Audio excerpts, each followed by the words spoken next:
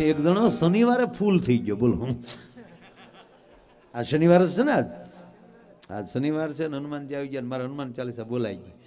શનિવારને દી હનુમાનજી પહેલી નીકળ્યો ને ફૂલ થઈ ગયેલો. તે આખું ગામ હનુમાનજીને તેલ ચડાવતું હતું. આ લુખેશને ઘરમાં તેલ ખાવા નહીં, ઈ ઈર્ષા હનુમાન ઉપર થઈ. અહીંયા ખાવા નથી, નાની માટે અમથે ઢોળે છે બધા.